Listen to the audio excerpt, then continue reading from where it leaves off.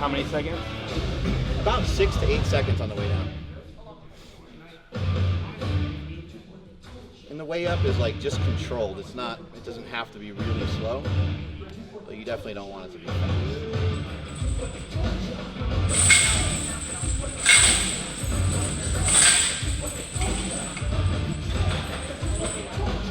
Try to feel if there's any differences between anything that you're doing too, like flex your elbow, put your elbow in different positions, squeeze just your pinky on the bar or just your index finger, or squeeze the whole thing with your whole hand as much as you can.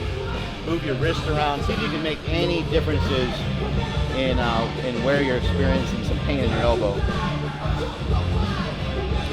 This we're doing right here is called strength aerobics.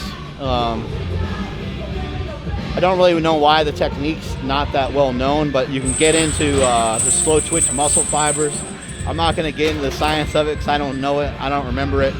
I just know that this is effective for when you have an injury or when something is coming on that is just not feeling so good. So for today, Smoke over here has some elbow pain. It's been bothering him for about the last month, and today is kind of at the end of his rope trying some speed work. Wasn't able to really get through the amount of sets that he wanted to, and it doesn't make sense week in and week out to try the same thing every time and expect a different result and you're feeling the same way. That's the definition of insanity, right? It is to you do the same thing over and over again and expect a different result from it. It's not happening, right? It's not going to get any better. You're not going to all of a sudden improve by training more. Things aren't going to feel better from lifting more weight. They're going to feel worse, right? And so we have to go back and we got to figure out a way to correct it. And a way to correct it is not to squat, bench, and deadlift like a maniac. And a way to repair an elbow or a shoulder is also not to just remove some of the aspects of benching and some of the aspects that are breaking down the shoulder and elbow directly, but also indirectly. So unfortunately, we got to change all of his training for a little while. Might maybe have to use a safety squat bar for a little while, or the cambered bar, some different bars so he's not under as much tension. And there's just gonna, what we're trying to do is have all the training be as close to pain-free as we can get.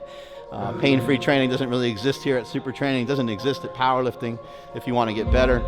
But we're gonna, on a scale of 1 to 10, the pain level should never exceed a 3. And that's a good rule of thumb for everybody listening right now.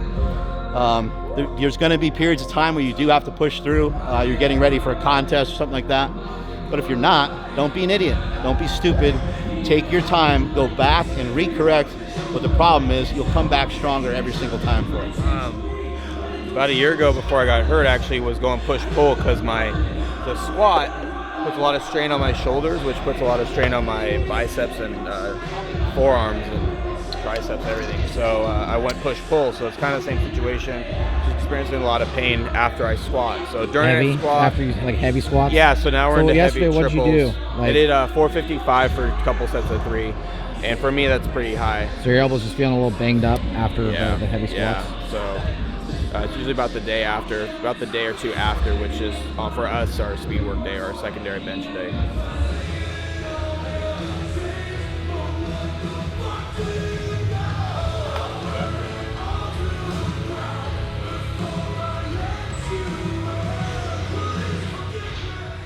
One of the key elements here with strength aerobics, if you're somebody who's injured and you're just coming back from something, 20 to 30% of your max is a good place to start.